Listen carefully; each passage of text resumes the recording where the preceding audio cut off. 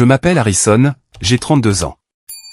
Il y a 2 ans, alors que j'étais assis dans un garage de réparation automobile glacial et taché de graisse, les yeux fixés sur un écran d'ordinateur poussiéreux, j'ai entendu ma propre mère négocier ma mort.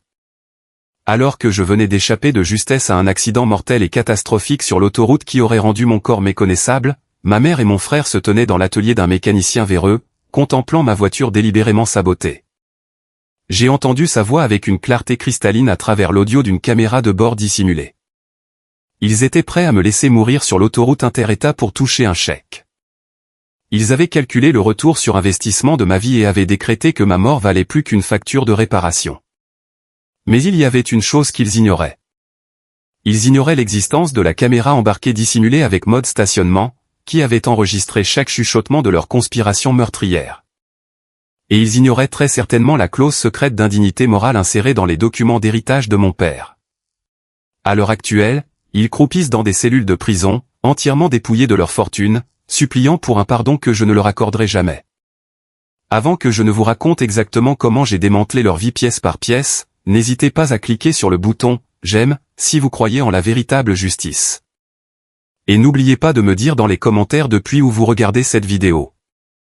Revenons maintenant à l'endroit où ce cauchemar absolu a réellement commencé. La plupart des gens pensent que gérer un héritage massif est une bénédiction. Ils s'imaginent des vacances sans fin, des adhésions à des clubs privés UP, déboucher du champagne un mardi après-midi et jouir d'une liberté financière totale. Mais laissez-moi vous exposer la dure réalité. Lorsque votre défunt père vous nomme unique fiduciaire d'un patrimoine de près de 3 millions de dollars parce qu'il savait que votre mère et votre frère dilapideraient tout en une seule année, cela ne ressemble pas du tout à une bénédiction. Cela ressemble à un deuxième travail à temps plein. On a l'impression de porter un rocher sur son dos. Et vos seuls collègues dans cette tâche misérable sont des personnes qui partagent votre sang, mais qui vous détestent secrètement du plus profond de leur être. Je travaille comme analyste financier senior dans une prestigieuse société de gestion de patrimoine au centre-ville de Columbus. Je mène une vie calme et extrêmement disciplinée. Je conduis une berline fiable de 5 ans achetée d'occasion. Je verse le montant maximal sur mon plan de retraite 401K chaque année. Je découpe des coupons de réduction et je n'achète rien dont je n'ai pas absolument besoin. J'ai travaillé sans relâche pour chaque promotion que j'ai obtenue.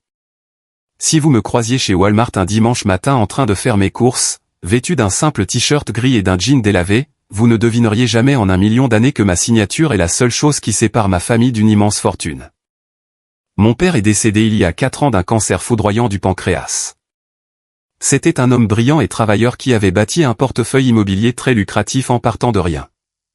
Il a commencé avec un simple duplex délabré et l'a transformé en un empire de propriétés commerciales et résidentielles. Mais il a commis une erreur fatale dans sa vie, il a épousé Sylvia. Ma mère est une femme qui mesure l'amour en signes de dollars, en étiquette de créateur et en statut social. Elle perçoit les êtres humains uniquement comme des actifs ou des passifs.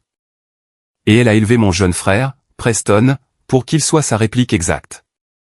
Preston a 26 ans, est au chômage de longue durée et est profondément convaincu que le monde lui doit une vie de luxe pour le simple fait d'exister. Lorsque Preston a eu 18 ans, mon père lui a constitué un fonds d'études universitaires très généreux. Preston a vidé l'intégralité du compte en 3 semestres, abandonnant une université privée pour faire du trading de crypto-monnaies, ce qui signifiait en réalité rester assis sur le canapé à fumer de l'herbe et à réclamer encore plus d'argent. Je me souviens encore de la dernière conversation que j'ai eue avec mon père. L'odeur chimique et stérile de la chambre d'hôpital me hante encore aujourd'hui. Le bip rythmique et angoissant de son moniteur cardiaque résonnait comme un conte à rebours avant la fin de ma famille. Sa peau était grise, son corps frêle, mais il a serré ma main avec une force désespérée. Ses yeux étaient écarquillés et emplis d'une tristesse infinie. Il m'a dit que j'étais le seul à avoir la tête sur les épaules. Il a dit qu'il me laissait la responsabilité du fonds fiduciaire. Pas à Sylvia, pas à Preston, mais à moi. Il m'a fait promettre de prendre soin d'eux, mais de ne jamais les laisser me ruiner. Il m'a dit d'être la pédale de frein de notre famille, car ils avaient vécu toute leur vie avec le pied écrasé sur l'accélérateur. Il savait que si Sylvia prenait le contrôle du portefeuille immobilier, elle vendrait tout à prix bradé juste pour financer une décennie de luxe, les laissant tous sur la paille une fois le puits asséché. Je lui ai promis. J'ai regardé mon père mourant dans les yeux et j'ai juré de protéger son héritage. Je ne réalisais pas que je venais de signer un contrat pour des années de guerre psychologique. Le jour des funérailles fut un spectacle. Sylvia portait une robe de créateur noir qui coûtait plus cher que ma voiture, jouant son rôle de veuve éplorée et tragique devant les caméras et ses amis du country club. Preston était occupé à envoyer des SMS pendant l'éloge funèbre. Je me tenais au fond, pleurant en silence, le seul véritable parent que j'ai jamais eu. Mais le vrai chaos a commencé 2 jours plus tard dans le cabinet de l'avocat. Lorsque Maître Caldwell, l'avocat chargé de la succession, a lu le testament et révélé que j'étais le seul fiduciaire, Sylvia a complètement perdu la tête. Elle a menacé d'intenter un procès gigantesque sur le champ dans la salle de conférence. Elle a hurlé que j'avais manipulé un mourant, mais les documents juridiques étaient en béton armé. Mon père s'en était assuré. Mon calvaire actuel a commencé un mardi soir ordinaire, 2 ans après le début de mon mandat de banquier familial. J'étais assis à ma table de cuisine, complètement épuisé après une longue journée à analyser des portefeuilles d'entreprise, accomplissant mon rituel mensuel redouté. J'examinais l'épaisse pile de factures que ma mère m'avait transmises. Le fonds était légalement conçu pour couvrir leur logement, leurs soins de santé, l'entretien et une allocation de subsistance raisonnable. Mais la définition du « raisonnable », selon Sylvia, était totalement déconnectée de la réalité. J'ai pris le premier reçu de la pile, un spa de luxe en centre-ville. 400 $ pour un soin du visage, 300 $ de plus pour un enveloppement corporel aux algues et 200 $ pour des crèmes exotiques. Je me suis frotté les yeux, sentant la céphalée de tension familière et lancinante remonter le long de ma nuque. Je suis passé à la facture suivante, un relevé de carte de crédit de Preston. Il avait versé un acompte massif pour une location de vacances à Miami pour lui et ses amis. Pas d'emploi, pas de perspective, aucun revenu, mais il lui fallait un condo en bord de mer pour préserver son image. Et puis j'ai vu la plus grosse, une traite de prêt automobile. Sylvia avait pris en leasing une Porsche Panamera flambant neuve. La mensualité était astronomique. Elle s'attendait à ce que le fonds fiduciaire l'absorbe comme une simple facture d'électricité. Elle ne m'avait même pas demandé mon avis. Elle avait simplement signé le contrat et envoyé la facture à mon adresse. J'ai saisi mon stylo rouge. J'ai entouré les frais de spa, rejeté. J'ai barré la compte pour Miami, rejeté. Et j'ai tracé un grand X rouge agressif sur le paiement de la Porsche. Les règles du fonds étaient limpides, les capitaux étaient destinés à l'entretien de base et au bien-être, pas à financer un train de vie de milliardaire avec un budget de millionnaire. Je savais quelle tempête se préparait. Je savais que dès le lendemain, mon téléphone sonnerait et que Sylvia jouerait les victimes. Elle pleurerait, m'accuserait d'amasser égoïstement l'argent de mon père et me dirait que j'étais un fils cruel et sans cœur. Mais je devais tenir bon. Il y a une différence monumentale entre veiller à la sécurité de quelqu'un et le pourrir gâté. Je me suis versé un verre d'eau du robinet, les yeux rivés sur la photo de mon père aimanté sur le réfrigérateur. Il souriait, debout devant l'un de ses premiers immeubles résidentiels. Je lui ai chuchoté que j'essayais de tenir les remparts, que je m'efforçais d'être l'homme dont il avait besoin. J'ignorais que l'ennemi n'était pas seulement aux portes, il était déjà à l'intérieur des murs, complotant silencieusement ma destruction totale. Je pensais que le pire était passé après les batailles juridiques consécutives aux obsèques. J'avais tellement tort. Le lendemain matin, pile à l'heure, mon écran de téléphone s'est illuminé au nom de Sylvia. J'étais assis à mon bureau à la firme, en train d'examiner un dossier majeur de fusion d'entreprise. J'ai laissé sonner 3 fois, prenant une profonde inspiration et rassemblant mon courage avant de décrocher. Harrison, a-t-elle dit. Sa voix suintait cette déception artificielle et plaintive qu'elle utilisait toujours lorsqu'elle n'obtenait pas immédiatement ce qu'elle voulait. Je viens de voir le courriel automatique du portail du compte fiduciaire. Tu as encore rejeté mes factures. Maman, le fonds ne couvre pas les enveloppements aux algues de luxe ni les fêtes de Preston à Miami, et il ne couvre certainement pas une Porsche Panamera. Nous en avons parlé en long et en large. Tu as ton allocation mensuelle. Si tu veux ces extravagances, tu les paies avec tes fonds personnels. Je suis une veuve en deuil, a-t-elle aboyé, abandonnant instantanément son rôle d'oiseau blessé. Sa voix est devenue perçante, forte et venimeuse. Ton père voulait que je sois à l'aise. Il voulait que je maintienne mon rang dans la communauté. As-tu la moindre idée de l'humiliation profonde que je ressens à devoir expliquer à mes amis du club pourquoi mon propre fils m'affame financièrement? Tu vis dans une maison de 6 chambres entièrement payée dans un quartier privé et sécurisé. Maman, tu ne meurs pas de faim. J'applique les directives juridiques strictes de l'acte de fiducie. Si je paie pour une Porsche, je viole mon devoir fiduciaire. Elle a ricané bruyamment dans le combiné. Tu es juste jaloux, Harrison. Tu l'as toujours été. Tu restes assis dans ton petit appartement déprimant, à conduire ta petite voiture banale, à thésauriser un argent que tu n'as même pas gagné. Preston a besoin de souffler. Il subit un stress énorme en essayant de lancer sa carrière. Du stress causé par quoi? Dormir jusqu'à midi et jouer aux jeux vidéo, ai-je rétorqué. J'ai immédiatement regretté mes paroles. Entrer dans son délire était toujours une cause perdue, cela ne faisait que lui donner plus de munitions. Souviens-toi juste de qui t'a donné la vie, Harrison, a-t-elle sifflé. Tu nous punis parce que tu n'as aucune vie à toi. Elle a raccroché brutalement. Le dimanche suivant avait lieu notre dîner de famille obligatoire. C'était une tradition instaurée par mon père quand nous étions enfants, et Sylvia tenait absolument à la maintenir, principalement pour s'en servir de scène théâtrale afin d'étaler ses griefs et me faire culpabiliser en personne. J'ai conduit ma modeste berline jusque dans son quartier huppé et tiré à 4 épingles. Les seuls frais de copropriété de sa maison dépassaient mon loyer mensuel. Je me suis engagé dans la grande allée et me suis garé à côté de la rutilante Porsche Panamera neuve. Elle avait l'air totalement absurde là, tandis que moi, celui qui gérait le vaste patrimoine finançant cette allée, je conduisais une voiture au siège en tissu avec plus de 160 000 km au compteur. J'ai pris une grande inspiration, plaqué un masque neutre et impassible sur mon visage, et franchi les imposantes doubles portes d'entrée. La maison sentait le traiteur de luxe, les parfums floraux entêtants et une rancœur profondément enracinée. Grégory, mon beau-père, était assis dans le salon, lisant un magazine financier. Grégory était un ingénieur en structure à la retraite, un homme calme, fuyant le conflit, qui avait épousé Sylvia 2 ans après la disparition de mon père. C'était un homme bien, mais dénué de toute colonne vertébrale face aux exigences de ma mère. Il lui servait de portefeuille personnel pour tout ce que le fonds fiduciaire refusait de payer.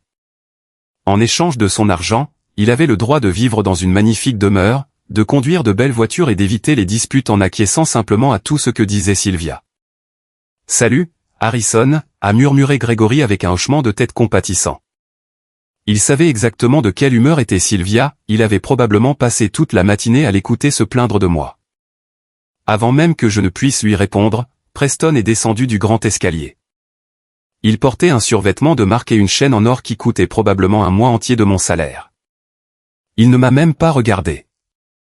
Il est passé droit devant moi pour aller à l'îlot de la cuisine et s'est servi un grand verre de bourbon hors de prix. Nous sommes finalement passés dans la salle à manger et nous sommes assis autour de la longue table en acajou. Sylvia avait commandé des plats dans un grand restaurant de grillades. La table était dressée avec de la porcelaine fine et des verres en cristal. Elle s'est versé un grand verre de vin rouge coûteux, ignorant ostensiblement mon verre d'eau vide.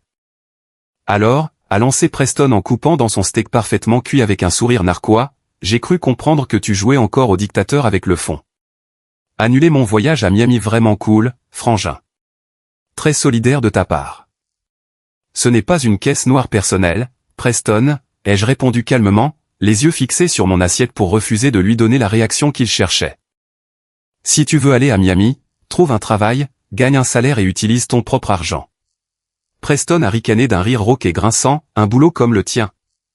Rester assis dans un box gris à aligner des chiffres pour 80 000 $ par an pendant qu'un patron te crie dessus? Non merci. Je suis entrepreneur. Je construis une marque de style de vie. Mais tu ne peux pas comprendre ça. Tu n'as aucune vision. Tu n'es qu'un simple robot d'entreprise. Toute ta marque consiste à dépenser l'argent de papa en faisant semblant de l'avoir gagné, ai-je répliqué d'une voix froide et posée. L'atmosphère de la pièce s'est instantanément figée. Sylvia a violemment reposé sa lourde fourchette en argent sur la porcelaine, produisant un tintement aigu. Ne parle pas à ton frère sur ce ton dans ma maison.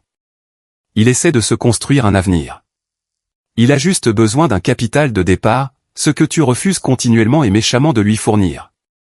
Je fournis exactement ce que la loi exige, ai-je dit, ma patience s'effritant totalement.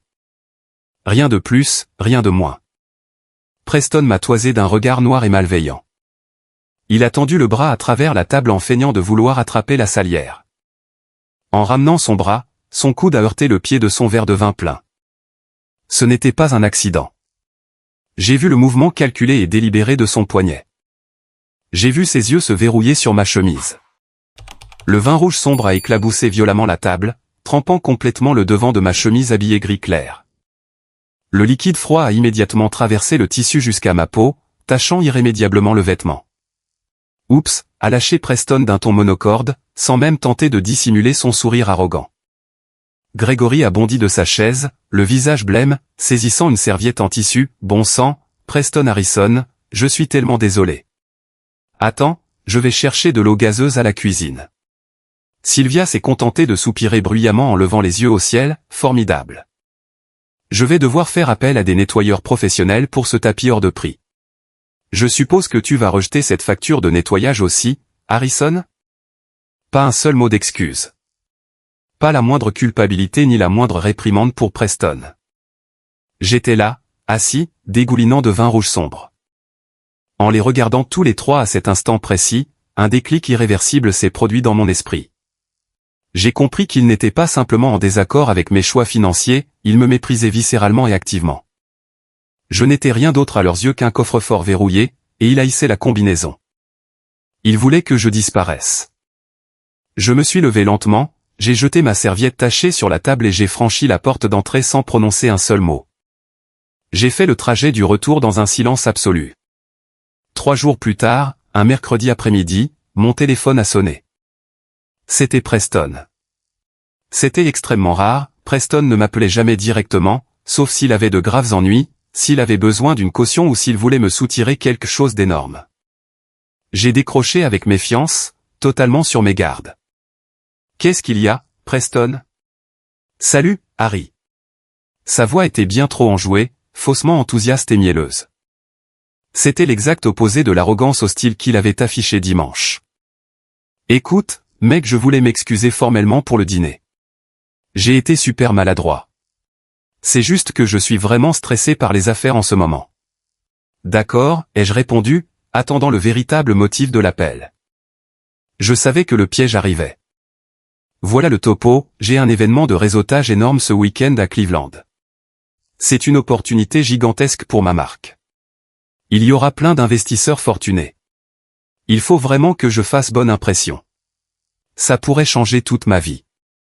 Et ma voiture est au garage. La boîte de vitesse fait des siennes. Je t'ai vu conduire la voiture de société la semaine dernière, le Lamborghini Urus. Je sais que ta boîte vous autorise à emprunter les véhicules de luxe de la flotte pour les week-ends avec les clients. Est-ce que je pourrais l'emprunter juste pour samedi et dimanche? Ça assoira totalement mon image, mec. S'il te plaît, je t'en supplie. Mon entreprise saisissait parfois des actifs de luxe lors de règlements contentieux, et les analystes seniors au dossier de conduite parfait pouvaient les réserver le week-end pour recevoir des clients. J'avais ramené l'Urus chez moi à quelques reprises simplement pour faire tourner le moteur et maintenir la batterie chargée.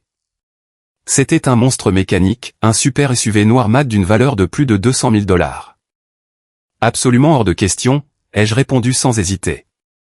C'est une responsabilité juridique majeure vis-à-vis de mon employeur, Preston. Je ne peux pas te laisser partir faire une virée à Cleveland dans une Lamborghini qui appartient à mon entreprise. Avant même que je ne puisse lui opposer un refus catégorique, j'ai entendu le bip d'un double appel. J'ai regardé l'écran, c'était Sylvia. Ils coordonnaient leur assaut. J'ai mis Preston en attente et j'ai basculé sur ma mère. Harrison, a déclaré Sylvia d'un ton autoritaire et impérieux. Ton frère vient de me parler de la voiture. Donne-lui les clés. Maman, c'est une Lamborghini. Preston est un chauffard irresponsable. Il a détruit 2 voitures au cours des 5 dernières années. Il essaie de travailler, a-t-elle crié dans le téléphone.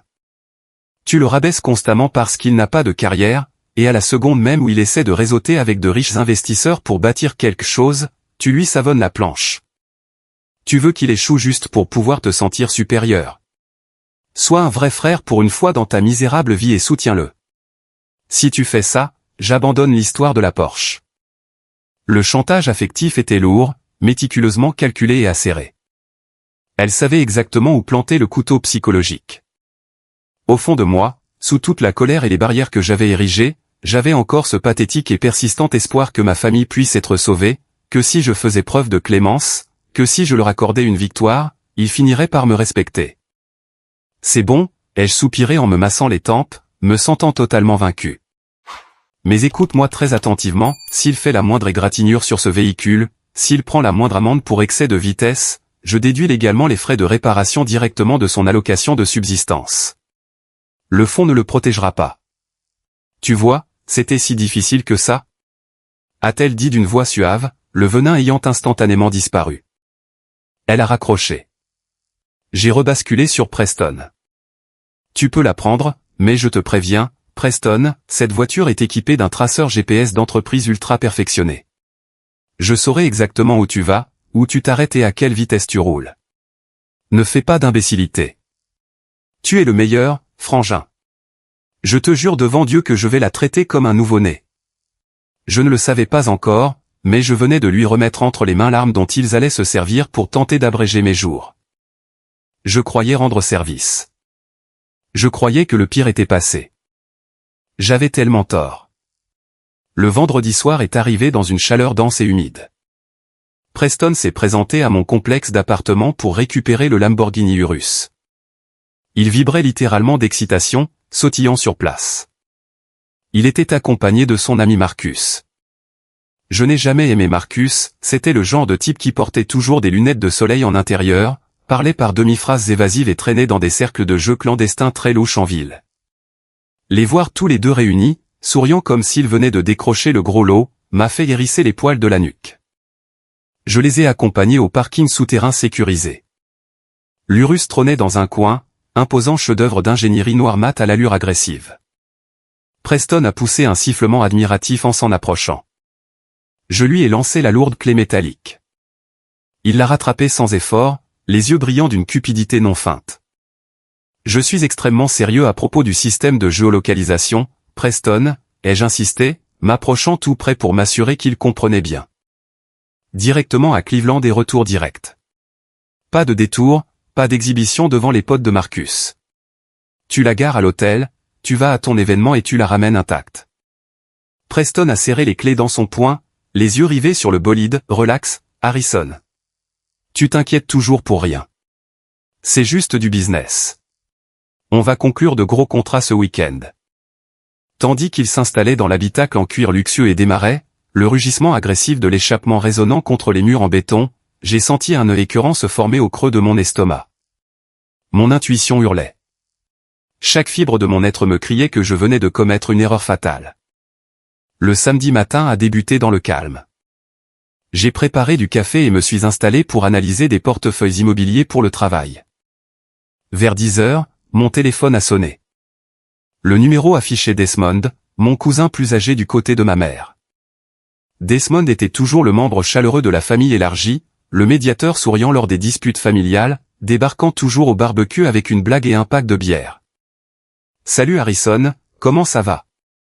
Je prenais juste de tes nouvelles, a dit Desmond d'un ton parfaitement anodin. Tout va bien, Desmond. Je travaille de chez moi aujourd'hui, j'épluche des dossiers.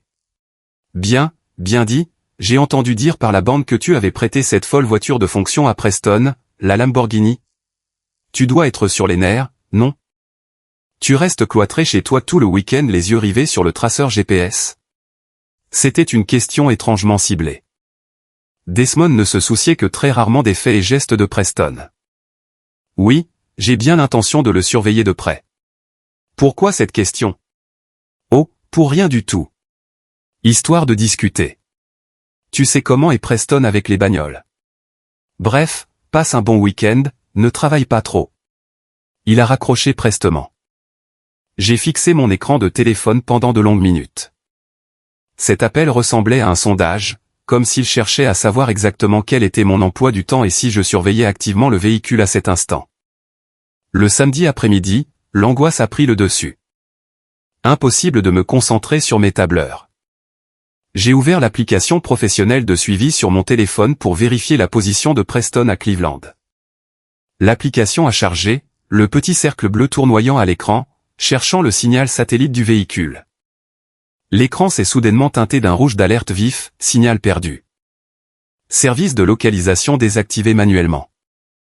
Mon cœur est tombé net au fond de mon estomac. Le nœud dans mes tripes s'est resserré douloureusement. Il l'avait éteint.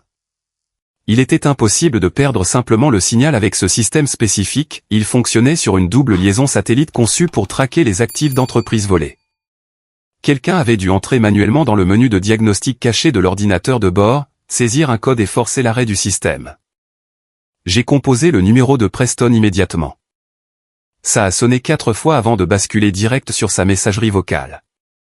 J'ai tapé un SMS furieux, réactive le GPS immédiatement ou j'appelle la police et je déclare le véhicule volé. Je ne plaisante pas avec toi, Preston. Rien. Aucune réponse. L'accusé de réception indiquait que le message avait été distribué, mais il m'ignorait délibérément. J'ai fait les 100 pas dans mon petit appartement pendant des heures. J'ai essayé de me convaincre que j'exagérais, peut-être qu'il ne voulait simplement pas que je le voie s'arrêter dans un bar local, peut-être qu'il faisait juste son numéro habituel d'anti-autorité immature. Mais le silence s'est étiré tout au long de la nuit de samedi et jusqu'au dimanche matin. Impossible d'avaler quoi que ce soit. Impossible de me concentrer sur un écran ou sur mon travail. Je savais avec une certitude absolue que si cette voiture subissait de lourds dégâts, ma carrière dans la finance était anéantie. L'entreprise me licencierait pour faute lourde et je serais personnellement redevable de centaines de milliers de dollars de réparation. Le dimanche soir est arrivé à 20h. Mon téléphone a enfin vibré sur la table basse. Un SMS de Preston, relax. Mon téléphone s'est éteint et j'avais oublié mon chargeur. Je suis sur le chemin du retour. La voiture est nickel. Arrête de paniquer. J'ai poussé un long soupir que j'avais l'impression de retenir depuis 2 jours entiers. Il était en vie. La voiture revenait. Mais le pressentiment d'horreur ne s'est pas dissipé, il s'est transformé en la certitude glaciale que quelque chose clochait. À 21h30, le rugissement familier du V8 de la Lamborghini a fait trembler ma rue tranquille. J'ai attrapé ma veste et suis descendu sur le parking. Preston est sorti côté conducteur. La toute première chose qui a agressé mes sens fut l'odeur, elle était absolument suffocante. Quelqu'un avait quasiment vidé une bombe aérosol entière de désodorisant chimique bon marché senteur, voiture neuve, dans l'habitacle. Cela sentait la tentative désespérée et frénétique de masquer quelque chose. La voiture elle-même scintillait de 1000 feux sous les lampadaires jaunes, elle venait manifestement d'être lavée et cirée. Les énormes pneus étaient encore luisants d'un produit lustrant épais. Preston évitait soigneusement mon regard.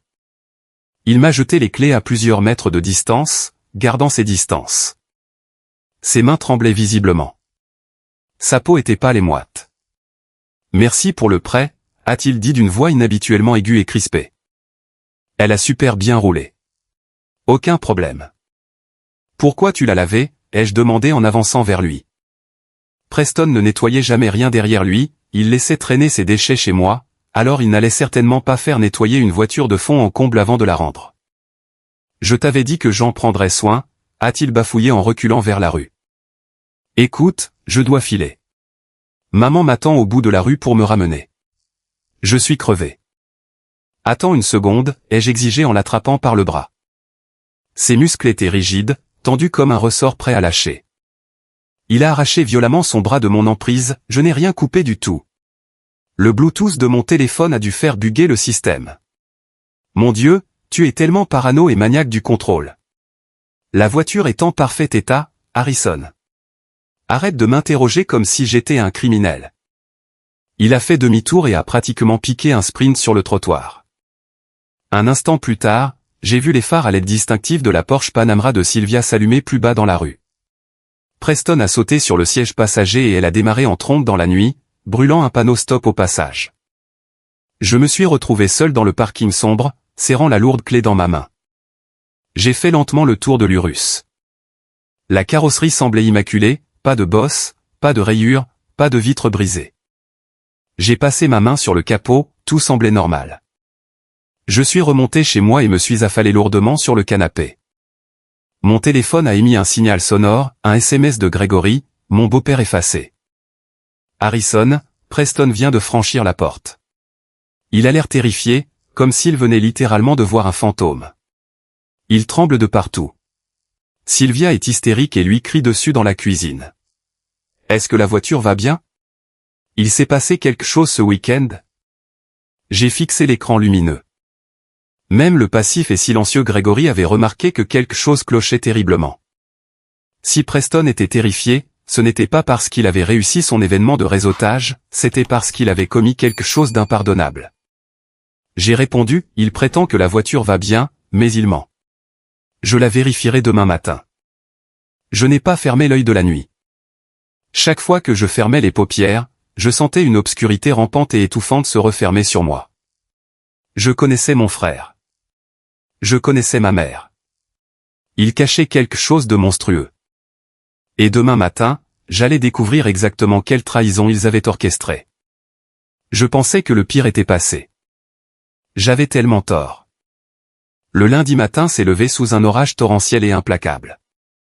Le ciel avait la couleur du fer rouillé et la pluie tombait en rideaux denses, inondant les caniveaux de la résidence.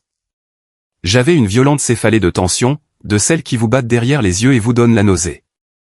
Je devais impérativement ramener l'Urus dans le parking souterrain sécurisé de la firme avant ma réunion de stratégie de 9 heures. Je suis sorti sous la pluie battante et me suis assis sur le siège conducteur. L'odeur écœurante et agressive du désodorisant bon marché m'a immédiatement soulevé le cœur. J'ai appuyé sur le bouton de démarrage. Le puissant V8 s'est réveillé avec un rugissement, tournant parfaitement rond au ralenti. « Tu te fais juste des films, Harrison », me suis-je murmuré à moi-même en enclenchant la marche avant. Il a juste lavé la voiture. Tout va bien. Mon itinéraire jusqu'au siège de l'entreprise comprenait 5 km de route de banlieue sinueuse, suivi d'un tronçon de 16 km sur l'Interstate 71. Sur l'IL 71, la vitesse maximale autorisée était de 65 000 par heure, environ 105 km par heure, mais le flux des navetteurs du matin poussait habituellement tout le monde à rouler à 80 000 par heure, 130 km par heure, dès les premiers kilomètres. En restant strictement sous la barre des 30 000 par heure, 50 km par heure, la voiture semblait incroyablement stable, elle réagissait exactement comme un bolide neuf à plusieurs centaines de milliers de dollars devait réagir. Puis, je me suis engagé sur le grand boulevard à plusieurs voies menant à l'échangeur autoroutier. J'ai appuyé sur l'accélérateur, montant à 45 000 par heure, 70 km par heure. C'est précisément à cet instant que le cauchemar s'est matérialisé. Cela a commencé par une vibration sourde et subtile dans le plancher.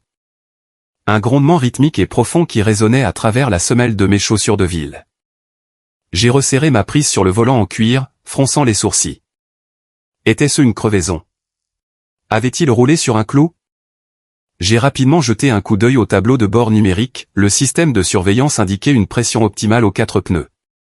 J'ai appuyé un peu plus sur la pédale de droite, atteignant 50 000 par heure, 80 km par heure. La faible vibration a instantanément explosé en un tremblement violent et terrifiant. Le volant a commencé à osciller de gauche à droite entre mes mains avec une telle force que mes poignets en étaient douloureux. Tout le train avant côté passager du lourd SUV semblait complètement désolidarisé, comme s'il flottait sans être rattaché au châssis. Puis est apparu le bruit, un fracas métallique effroyable, lourd et répété, de métal brut frottant contre du métal. L'adrénaline et une panique pure ont déferlé dans ma poitrine. Ce n'était pas un problème d'équilibrage de pneus. Ce n'était pas un léger souci de parallélisme. Quelque chose sous ce véhicule était structurellement détruit. Droit devant moi, à moins de 400 mètres, s'ouvrait la bretelle d'accès à l'Interstate 71. La circulation sur la rampe accélérait vivement pour s'insérer à plus de 110 km par heure. Si je m'engageais sur cette bretelle, je serais forcé d'accélérer franchement pour me fondre au milieu des semi-remorques et des voitures lancées à pleine allure. Mon pied hésitait au-dessus de l'accélérateur. La voiture tanguait violemment désormais, tirant fortement vers la droite. Dans cette fraction de seconde, une voix a résonné distinctement dans ma tête. C'était la voix de mon père. Avec l'intonation exacte qu'il employait pour me mettre en garde contre une mauvaise affaire immobilière, « Arrête la voiture, Harrison. Ne monte pas sur cette autoroute. Freine maintenant. » Je l'ai écouté. J'ai écrasé la pédale de frein. Le lourd SUV a fait une embardée, résistant à mes commandes, l'ABS broutant sur la chaussée détrempée. J'ai braqué le volant avec force vers la droite, enclenché les feux de détresse et braqué directement pour entrer sur le parking en gravier de Victor S Auto Repair, un petit garage indépendant situé à moins d'1 kilomètre avant l'entrée d'autoroute. Victor était un mécanicien chevronné hors pair qui avait entretenu la flotte commerciale de mon père pendant plus de 20 ans. Il était bougon, d'une franchise brutale, et connaissait les entrailles d'une voiture mieux que quiconque dans l'état de l'Ohio. Je me suis traîné dans l'atelier ouvert à peine à 15 km/h. La voiture gémissait comme un animal à l'agonie, claquant et grinçant à chaque rotation de roue. Victor a essuyé la graisse noire sur ses mains calleuses avec un chiffon et s'est approché, les yeux plissés vers la somptueuse Lamborghini. Harrison, sacrée monture pour un lundi matin. Qu'est-ce que tu lui as fait, bon sang? Je ne lui ai rien fait, Victor, ai-je répondu, la voix légèrement tremblante en descendant dans l'air humide du garage. Mon frère Preston me l'a emprunté ce week-end. Elle tremble violemment. J'ai l'impression que la roue avant va se détacher et se faire la malle. L'expression de Victor s'est assombrie aussitôt, il connaissait la réputation de Preston. Laisse tourner le moteur. Recule. Je vais la monter sur le pont hydraulique. J'ai fait les 100 pas, anxieux, dans la petite salle d'attente miteuse qui empestait le café froid et le pneu brûlé.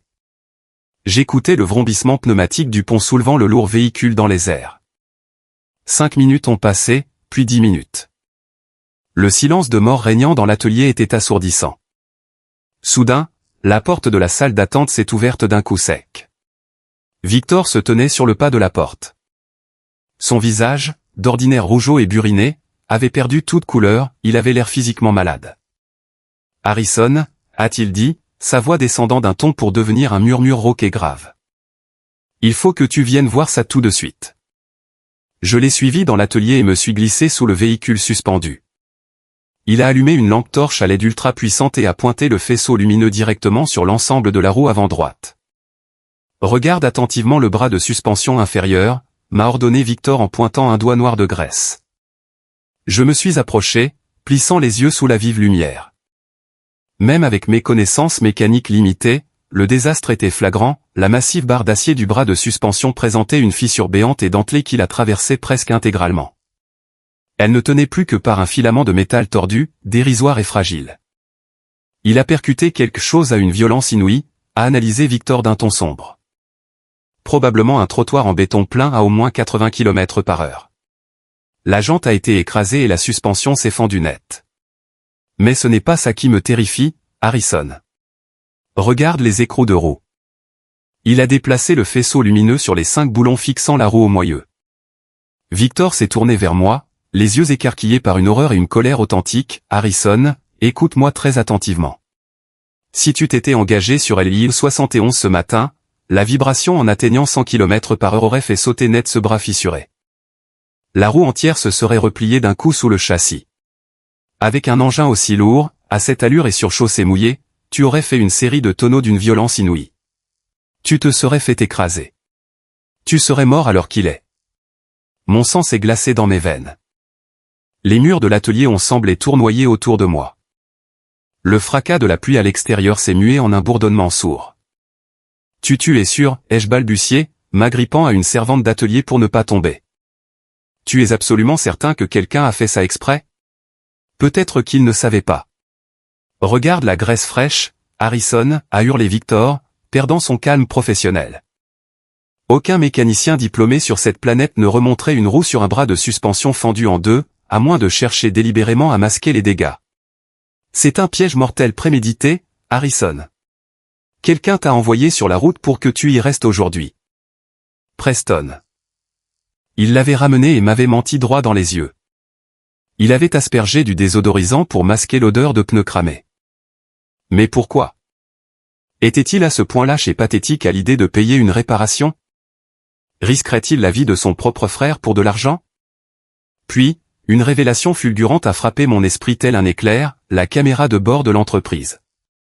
6 mois plus tôt, la firme de gestion de patrimoine avait renforcé le protocole de sécurité sur tous les véhicules haut de gamme en raison de l'augmentation des coûts d'assurance.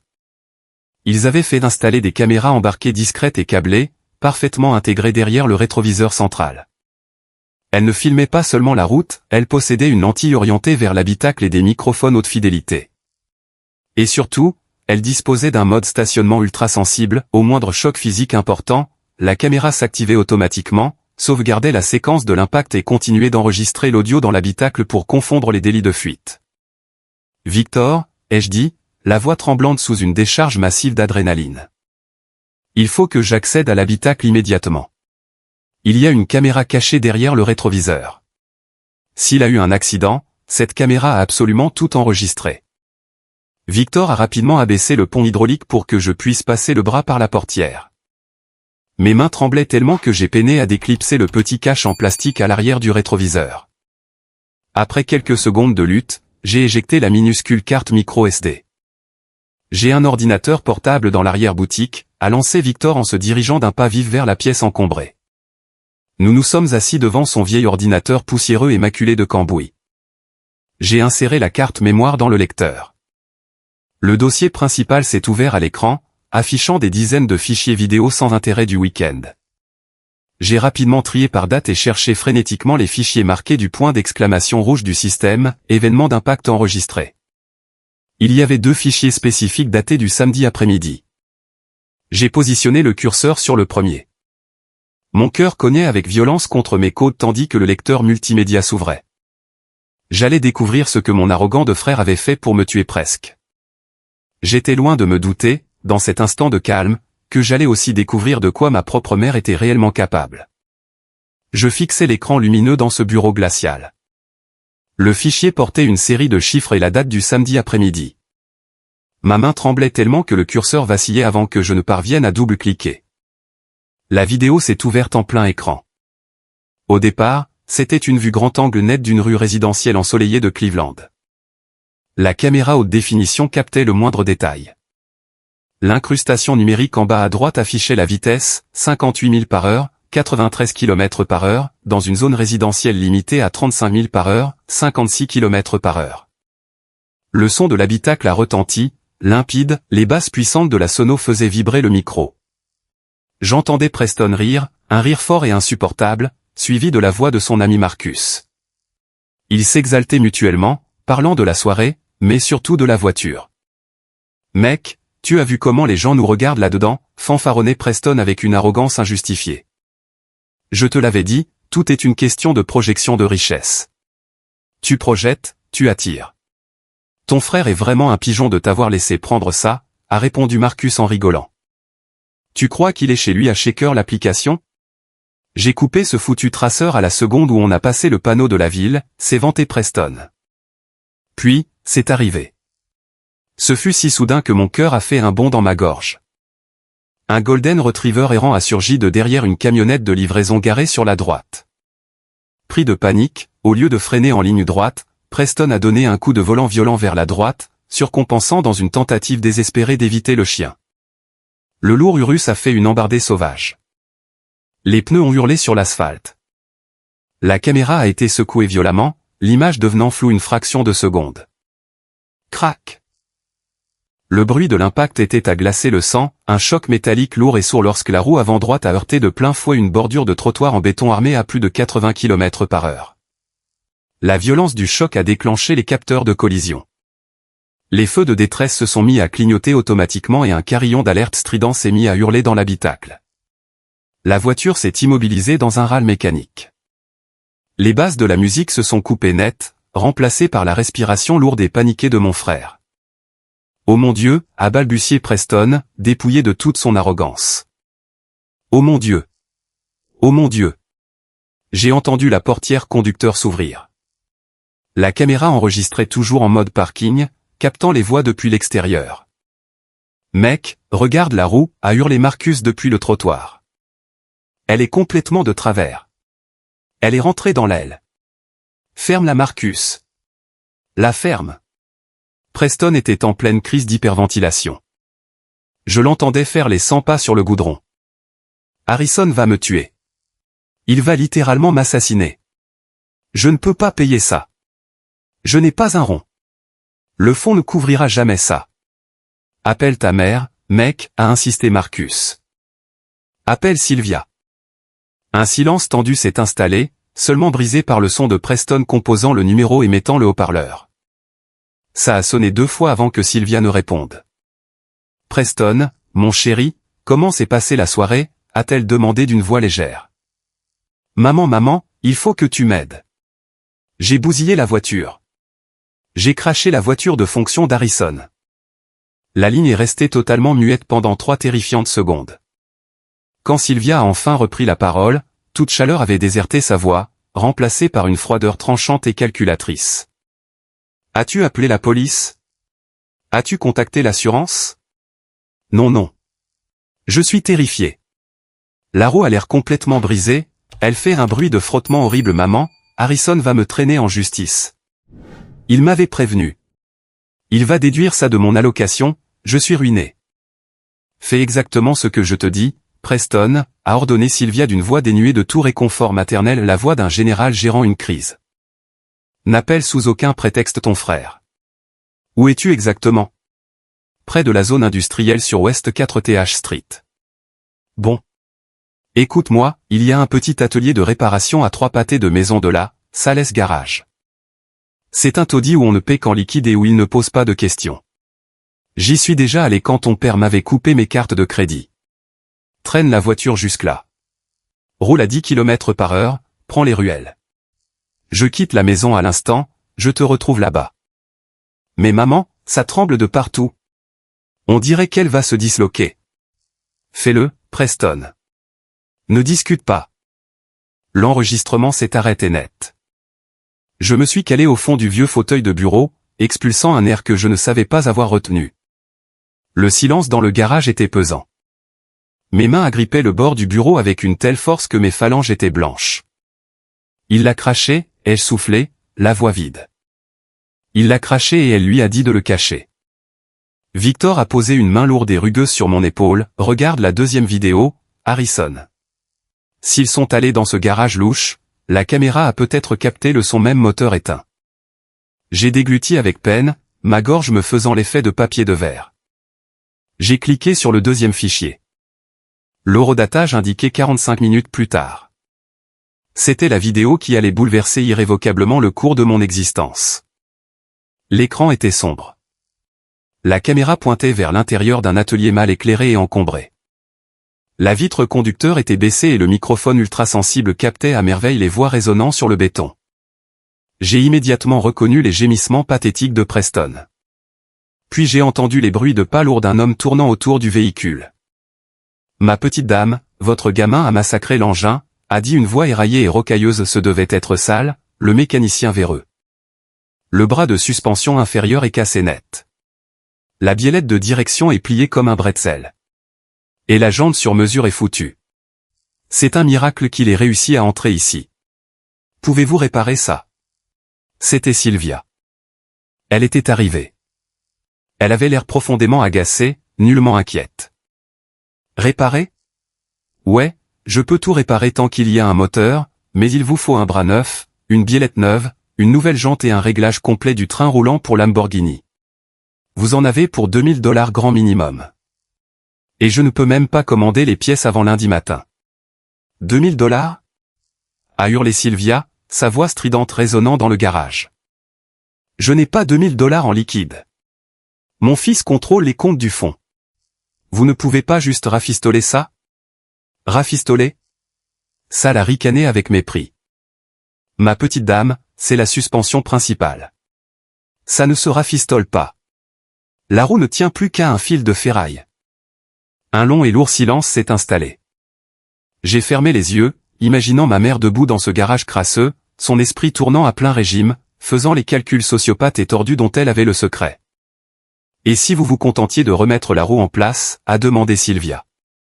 Sa voix avait baissé d'un ton, devenue plus mielleuse, plus glaciale.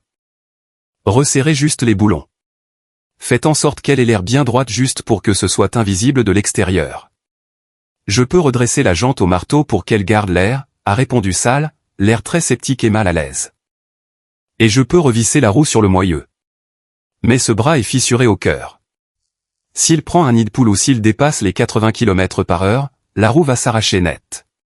C'est un piège mortel sur roue. Il doit juste la ramener chez lui, a balayé Sylvia d'un revers de main. C'est à 3 heures de route de Columbus, a pleurniché Preston. Maman, je ne peux pas conduire sur l'autoroute dans cet état. C'est terrifiant. Tu ne vas pas la conduire, Preston, a tranché Sylvia. Nous allons la laisser garer ici jusqu'à demain. Ensuite, tu rentreras tout doucement par le réseau secondaire jusqu'à l'appartement d'Harrison dimanche soir. Tu restes sous la barre des 60 km/h tout le long. Mais pour Harrison, a demandé Preston, la voix tremblante. Il prend l'Interstate 71 tous les matins pour aller au cabinet. Il roule vite. Maman s'il la prend sur l'autoroute. Silence. Un silence interminable, lourd, étouffant. Le mécanicien a repris la parole, la voix crispée, « Écoutez, vos histoires de famille ne me regardent pas, mais s'il prend cette caisse sur l'autoroute, il va partir en tonneau. Je ne veux pas être légalement responsable de ça. Je vous ferai signer une décharge en liquide. » C'est alors que Sylvia a prononcé les mots qui ont transformé le sang de mes veines en glace pure. Très bien. Laisse-le la conduire. Maman, Preston semblait sincèrement sous le choc pendant un court instant. Tais-toi, Preston. Réfléchis une seule seconde. Fais marcher ton cerveau. Si la voiture a une défaillance catastrophique pendant qu'il est sur l'autoroute, ce sera un accident tragique. Harrison a une énorme assurance vie via son entreprise. Et si le pire arrive, le fonds fiduciaire de 3 millions de dollars revient automatiquement à ses plus proches parents. C'est-à-dire nous. L'argent nous revient. J'ai plaqué une main sur ma bouche pour étouffer un haut le cœur. Mon estomac s'est violemment contracté. Alors, la voix de Preston tremblait, mais il ne protestait plus, l'avidité avait complètement balayé ses remords éphémères. Alors, on lui rend juste la voiture sans rien dire? Exactement, a dit Sylvia d'un calme effrayant. Paie cet homme pour qu'il remette la roue droite. Va acheter du désodorisant pour masquer l'odeur de pneus brûlés. Passe-la au rouleau de lavage, fais en sorte qu'elle paraisse neuve. Tu ne dis pas un seul mot. S'il remarque les secousses, il l'amènera au garage. S'il ne remarque rien, eh bien, c'est entre les mains de Dieu. J'ai entendu le bruit d'une fermeture éclair qu'on ouvrait. Voici 500 $ en liquide, a dit Sylvia au mécanicien. Resserrez les écrous juste assez pour que la roue tienne droite jusqu'à lundi matin. Et vous gardez le silence absolu. La vidéo s'est arrêtée. L'écran est devenu noir. Je suis resté là, totalement pétrifié. Le silence dans le bureau de Victor était si pesant qu'il m'écrasait physiquement. J'avais l'impression qu'on m'avait arraché les organes de la poitrine. Ma propre mère n'avait pas simplement négligé de réparer une voiture, elle avait activement payé un homme pour transformer un véhicule en un missile guidé dirigé droit sur ma vie. Elle avait froidement calculé les probabilités de ma mort violente et jugé que le gain financier valait largement le risque de perdre son premier-né. Victor a posé une main lourde et tremblante sur mon épaule. Harrison, a-t-il murmuré, la voix chargée d'émotion. Je suis tellement désolé, tu dois appeler la police immédiatement. Non, ai-je répondu en essuyant une larme froide sur ma joue. L'état de choc s'estompait déjà, instantanément remplacé par une rage froide, endurcie et absolue que je n'avais jamais ressentie de toute ma vie. Pas encore. La police mettra des mois à enquêter. Les avocats se battront sur les compétences territoriales. Elle prétendra qu'elle ne pensait pas à mal ou qu'elle ignorait l'ampleur des dégâts. Je veux m'assurer qu'elle n'est nulle part où se cacher. Il faut que Grégory voie ça. Ton beau-père? C'est le seul pilier qui maintient leur train de vie luxueux en ce moment, ai-je dit en me levant. Mes jambes étaient comme du plomb, mais mon esprit était d'une lucidité implacable. C'est lui qui paie toutes les dépenses courantes que le fonds refuse de couvrir. C'est lui qui leur assure leur statut social. S'il découvre qui elles sont réellement, il les anéantira. J'ai regardé l'ordinateur portable, je prends ce fichier vidéo, Victor. Et je vais avoir besoin que tu m'appelles une dépanneuse. J'ai conduit ma berline directement jusqu'au cabinet de Nadine. Nadine était ma meilleure amie depuis notre première année d'université. Elle était aujourd'hui une avocate d'affaires redoutable, dotée d'un esprit aiguisé comme une lame et d'une tolérance zéro pour les faux-semblants. Quand je suis entré dans son élégant bureau vitré et que je lui ai montré l'enregistrement, elle n'a pas sursauté, elle n'a pas pleuré. Elle s'est simplement levée, a verrouillé la porte de son bureau et s'est mise à faire les 100 pas, ses talons claquant sèchement sur le parquet. C'est une tentative de meurtre, Harrison, a lâché Nadine en pointant un doigt manucuré vers l'écran. Ou à tout le moins, mise en danger délibéré de la vie d'autrui, conspiration en vue de commettre une fraude à l'assurance et négligence criminelle. On les a sur bande. On peut les enterrer si profondément qu'ils ne reverront plus jamais la lumière du jour. Je sais, ai-je répondu en sirotant le café noir apporté par son assistante. Mes mains avaient enfin cessé de trembler. Mais je ne veux pas seulement qu'ils finissent en cellule. Je veux qu'ils perdent absolument tout ce à quoi ils tiennent. Je veux qu'ils sentent le sol se dérober sous leurs pieds avant même que les menottes ne se referment sur leurs poignets. Nadine s'est arrêtée et m'a fixé, un lent sourire carnassier s'étirant sur ses lèvres. Tu veux employer les grands moyens.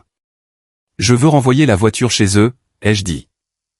Directement à Grégory. Nadine a hoché la tête, saisissant immédiatement la portée de cette guerre psychologique. Grégory est leur boussole morale. Il est passif, mais il n'est pas mauvais. S'il voit cette vidéo, il la quittera. Et sans les revenus de Grégory, et sans l'argent du fonds que je coupe légalement dès aujourd'hui, Sylvia n'est plus rien. Nous avons passé les 3 heures suivantes à planifier l'exécution. Nadine a rédigé les requêtes judiciaires d'urgence pour demander la suspension provisoire de ma qualité de fiduciaire pour actes hostiles et criminels des bénéficiaires, afin qu'une banque tierce prenne le relais à titre conservatoire. Cela signifiait le gel immédiat de tous leurs avoirs et de leurs allocations. Puis, nous avons organisé la livraison physique. Prenons un court instant, merci infiniment de m'accompagner jusqu'ici dans ce récit. N'hésitez pas à aimer la vidéo et à écrire le chiffre 1 dans les commentaires pour me montrer que vous êtes toujours là avec moi. Votre soutien est ma plus grande force pour partager cette histoire jusqu'au bout. Tu ne peux pas simplement la faire remorquer là-bas et l'abandonner, a précisé Nadine en tapotant son stylo sur le bureau. Il faut s'assurer que Grégory reçoive les preuves en main propre. Il te faut une lettre, courte, irréfutable, qui le force à regarder. J'ai pris un bloc-notes juridique. J'ai rédigé 4 brouillons avant d'aboutir au mot final, dévastateur. Ce n'était ni haineux ni larmoyant, c'était d'une factualité brutale. Grégory, ta femme et ton beau-fils ont estimé qu'économiser $2000 avait nettement plus de valeur que ma propre vie. Ils m'ont envoyé sur l'autoroute dans un piège mortel trafiqué, en espérant activement toucher l'argent de mon assurance vie. Ne me crois pas sur parole, regarde le contenu de la clé USB jointe à cette lettre. Je suis désolé que tu doives voir ça, mais tu as le droit de savoir à côté de qui tu dors chaque nuit. Harrison. Parfait, a commenté Nadine en lisant par-dessus mon épaule. Ça court-circuite totalement toute tentative de manipulation de Sylvia. Ça lui met la vérité brute en pleine face, il sera obligé de regarder. J'ai appelé la société de dépannage recommandée par Victor. J'ai demandé un chauffeur en particulier, un colosse pragmatique nommé Garrett, qui remorquait les camions de mon père depuis des années. J'ai donné des consignes très strictes. Il faut livrer un véhicule de prestige à une adresse résidentielle, ai-je expliqué à Garrett au téléphone. C'est un véhicule non roulant. Il doit être déposé en plein milieu de l'allée. Et Garrett, le point le plus important, tu dois remettre les clés et l'enveloppe en main propre à l'homme de la maison. Ne la donne surtout pas à la femme. C'est comme si c'était fait, Harrison, a répondu Garrett. Le mardi matin est arrivé, le jour du grand règlement de compte. Je me suis réveillé avec un calme étrange et presque irréel. C'était le calme froid et concentré d'un soldat qui monte au front en sachant qu'il dispose de l'artillerie lourde. J'ai revêtu mon costume sur mesure le plus élégant et le plus cher, celui dont Sylvia disait toujours qu'il me donnait l'air trop rigide. Aujourd'hui, je voulais ressembler exactement à ce que j'étais, un homme qui a le contrôle absolu. Je suis retourné au garage de Victor. Le Lamborghini Urus attendait sur le parking, splendide, étincelant et d'apparence innocente. En voyant cette merveilleuse carrosserie, nul n'aurait pu deviner qu'il s'agissait d'une arme braquée directement sur ma tempe. Garrett arrive, m'a dit Victor en me tendant la petite enveloppe contenant la clé USB. J'en avais fait 4 copies, une pour la police, une pour Nadine, une pour la banque et celle-ci pour Grégory. L'immense dépanneuse à plateau est arrivée. Voir l'Urus être lentement treuillé sur le plateau incliné avait quelque chose de hautement symbolique, il emportait la preuve matérielle de l'ultime trahison de ma mère. Voici le paquet, ai-je dit à Garrett en lui remettant l'épaisse enveloppe Kraft contenant la clé de la voiture et la lettre avec la clé USB solidement scotchée à l'intérieur. Remets ça uniquement à Grégory. Un homme d'un certain âge, cheveux gris, l'air fatigué d'ordinaire. Compris. Garrett a hoché la tête en arrimant les chaînes au châssis, et si la folle sort en hurlant? Ignore-la totalement. Décharge la voiture, bloque l'allée et tend le pli à Grégory. Je suis monté dans la voiture de Nadine. Elle avait insisté pour m'accompagner afin que je ne sois pas seul au moment de la déflagration. Nous avons suivi la dépanneuse à distance respectable. Le trajet jusqu'au quartier privé de ma mère prenait habituellement 20 minutes, aujourd'hui, il m'a semblé durer 5 secondes.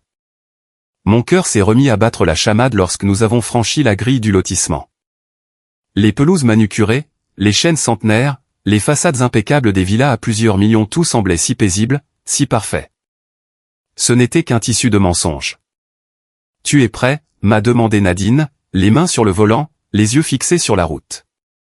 Je suis prêt depuis la seconde où elle a dit au mécanicien de me laisser conduire cette voiture, ai-je répondu d'une voix ferme.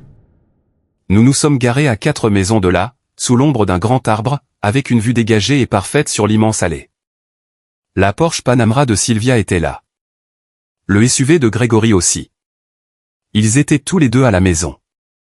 La dépanneuse s'est engagée en marche arrière dans l'allée. L'alarme de recul stridente bip, bip, bip a déchiré le calme matinal du quartier huppé comme une sirène d'alerte. J'ai vu les lourdes portes d'entrée s'ouvrir à la volée. Sylvia est sortie la première. Elle portait un peignoir en soie, une tasse de café à la main, l'air profondément perplexe. Puis, à mesure que son regard se précisait et qu'elle reconnaissait la Lamborghini noire mat sur le plateau incliné, son incompréhension a viré à une panique indicible.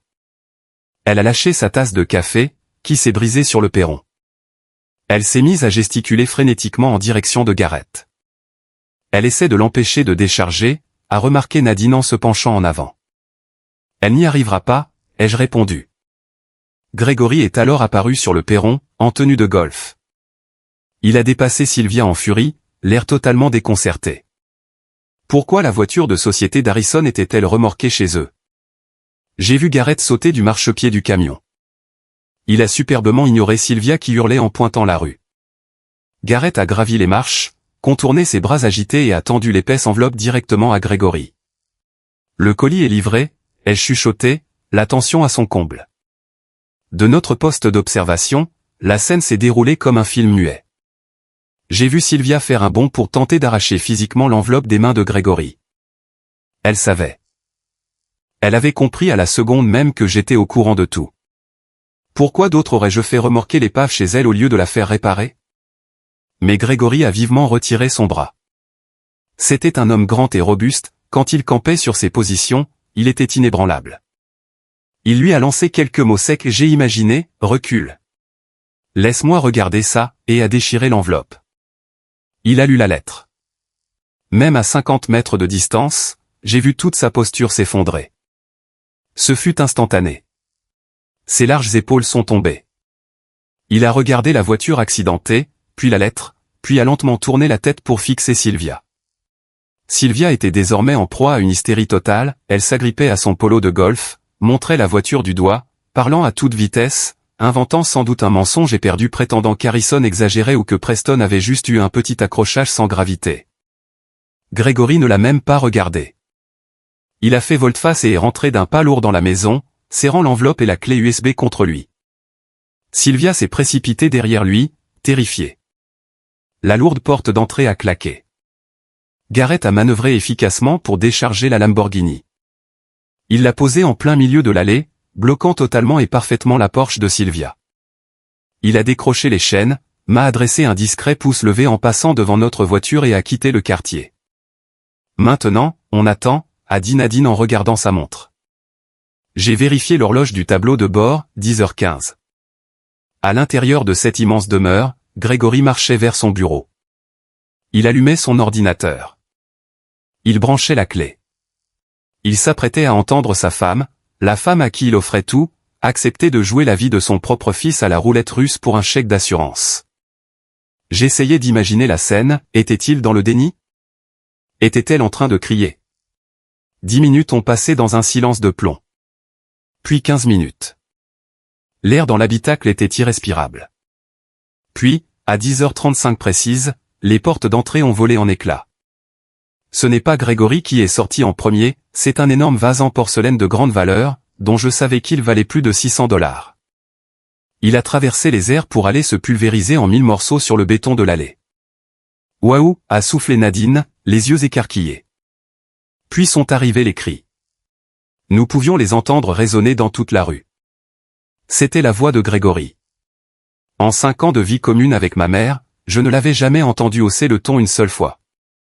C'était un grondement sourd, tonitruant, terrifiant de fureur pure et absolue. Sylvia a déboulé hors de la maison.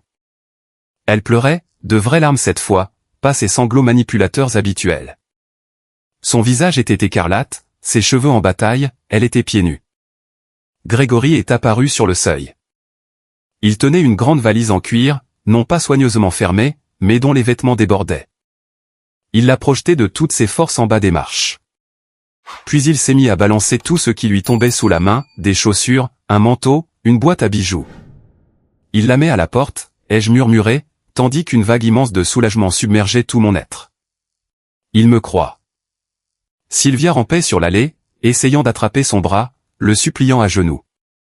Grégory l'a repoussé d'un geste ferme et catégorique, sans violence gratuite mais avec une autorité absolue.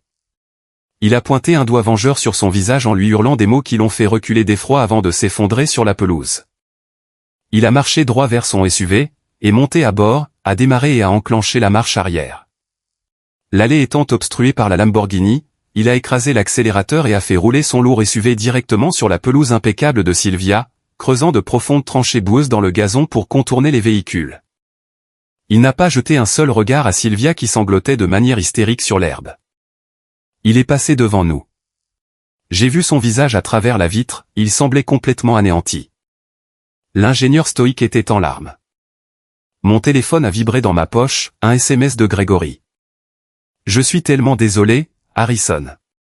Je ne savais pas. Je te jure devant le Dieu Tout-Puissant que j'ignorais qu'elle était capable d'une chose pareille. Je vais directement au commissariat central. Rejoins-moi là-bas. J'ai tendu l'écran à Nadine. C'est fini, ai-je dit en laissant retomber ma tête contre l'appui-tête, me sentant plus léger que je ne l'avais été depuis des années. Tout leur château de cartes vient de s'effondrer. Nous avons retrouvé Grégory au commissariat. Il semblait avoir vieilli de 15 ans en l'espace d'une heure. En m'apercevant, il s'est effondré en larmes. Il m'a serré dans ses bras, tremblant de tout son corps. J'ai entendu l'enregistrement, répétait-il d'une voix brisée.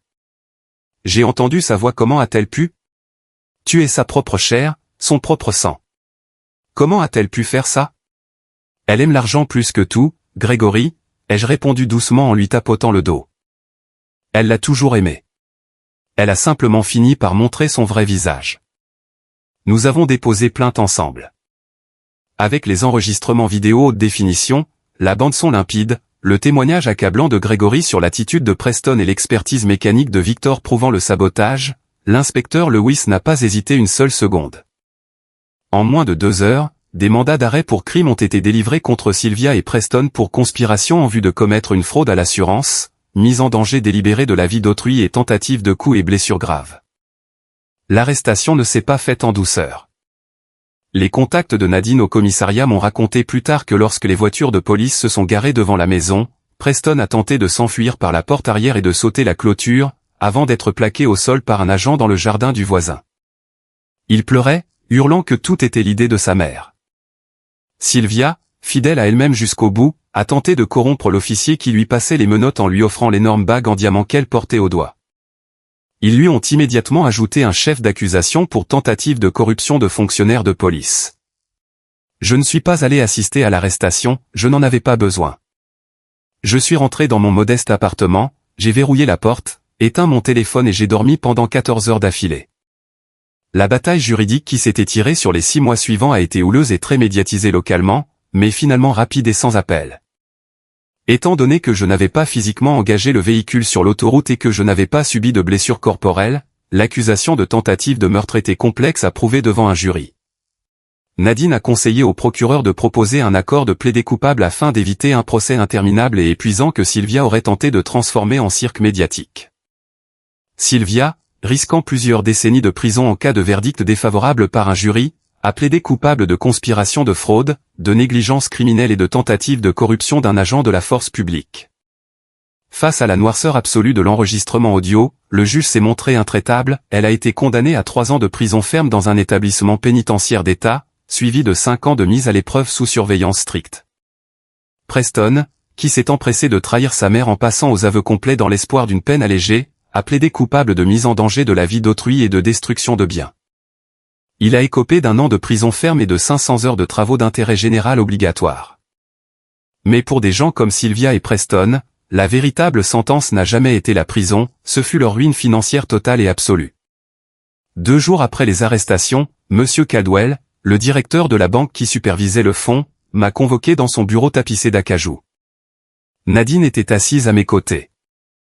Harrison, a déclaré Monsieur Caldwell en remontant ses lunettes et en ouvrant un épais classeur juridique, votre père était un homme remarquablement avisé.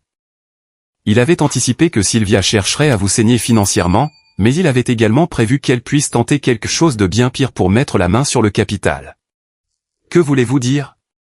Ai-je demandé. Je veux parler de la clause d'indignité morale, a répondu Caldwell en faisant glisser un document surligné sur le bureau. C'est une clause secrète que votre père a exigé que j'insère dans les dispositions les plus profondes de l'acte de fiducie.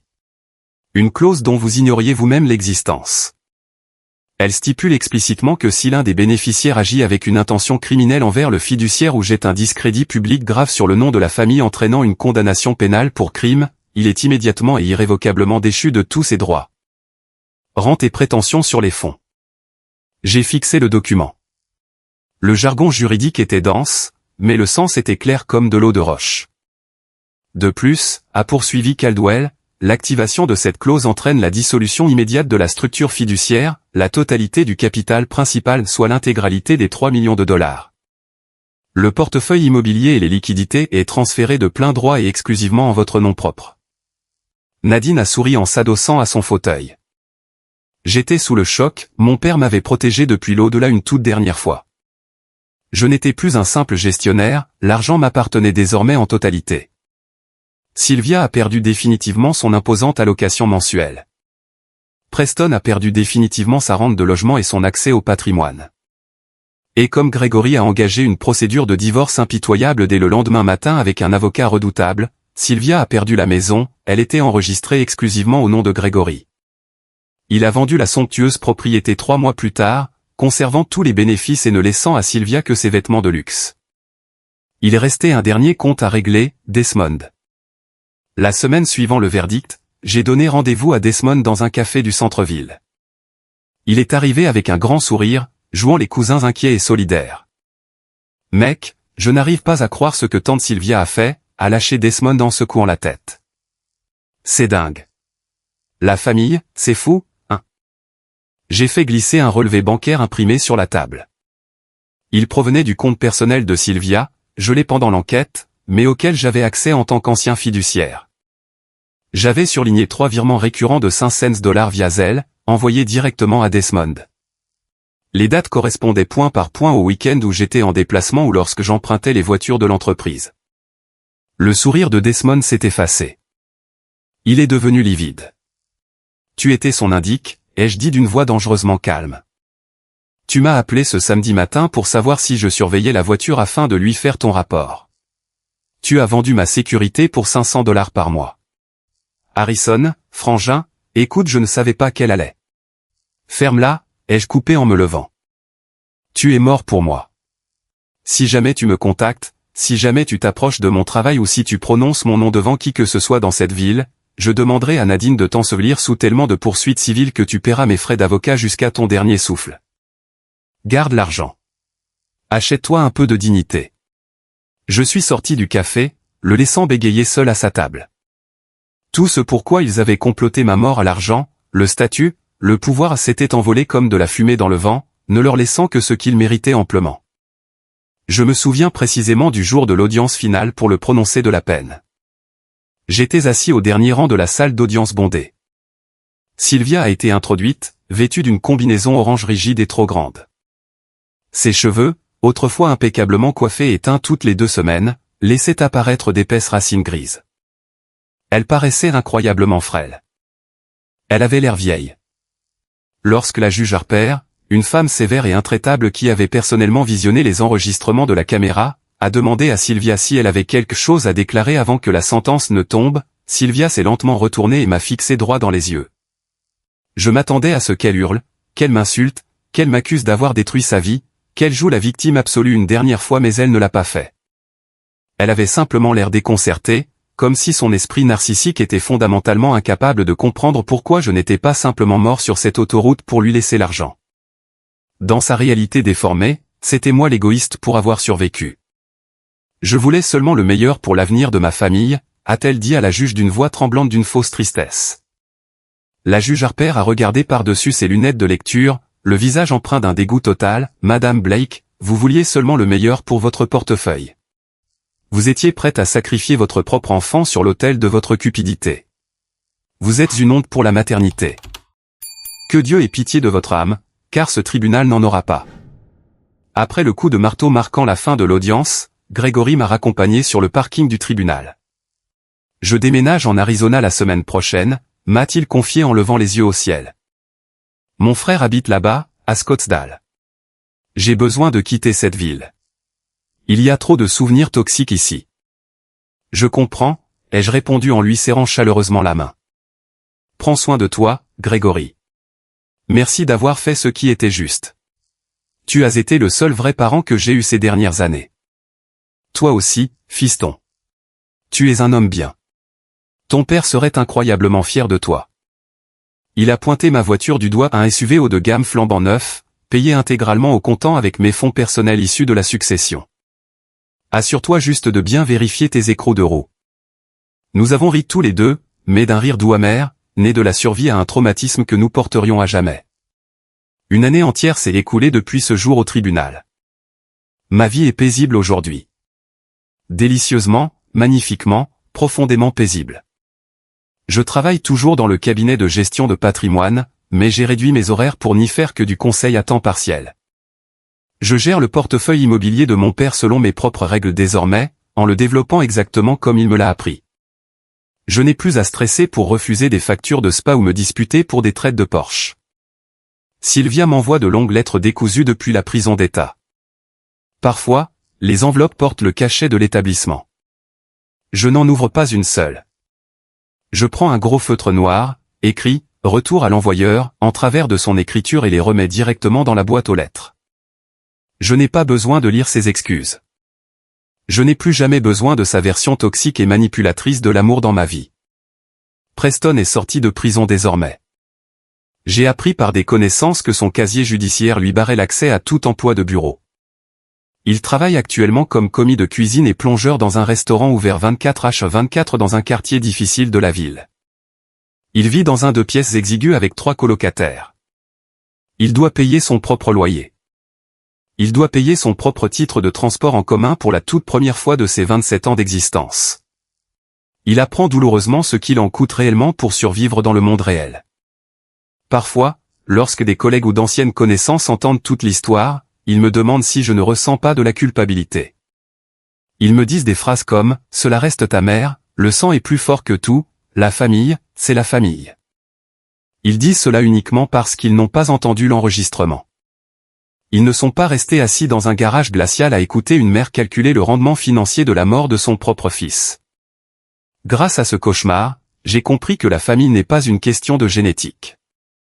Les liens du sang ne signifient absolument rien si les personnes qui les partagent vous plantent un couteau dans le dos. La vraie famille, c'est celle qui vous soutient quand vos roues se détachent littéralement. Ma mère et mon frère étaient ceux qui dévissaient les boulons. Ma véritable famille, c'est Nadine qui s'est battue sans relâche pour me protéger, c'est Victor qui m'a dit la vérité crue alors qu'il aurait pu se taire et s'occuper de ses affaires, c'est Gregory qui a choisi la morale et la justice plutôt qu'une loyauté aveugle envers sa femme. Hier soir, je me tenais sur le balcon de mon nouveau Penthouse, contemplant les lumières scintillantes de la ville de Columbus. J'ai pris une profonde inspiration, l'air sentait la pluie et la liberté absolue. Je suis en sécurité. Je suis vivant. Et je conduis enfin ma propre vie, les 2 mains fermement et définitivement posées sur le volant. Et à tous ceux qui écoutent cette histoire en ce moment, si jamais vous avez ce pressentiment viscéral et profond que quelque chose ne tourne pas rond, si votre intuition vous hurle de vous arrêter, d'inspecter la voiture, de regarder derrière le rideau, écoutez-la. Faites-vous confiance. Cela pourrait bien vous sauver la vie. Merci infiniment d'avoir écouté mon histoire. J'aimerais vous poser une question, avez-vous déjà vécu une situation similaire avec votre propre famille? Avez-vous déjà dû couper les ponts avec des proches toxiques pour vous sauver vous-même? Racontez votre histoire dans les commentaires ci-dessous.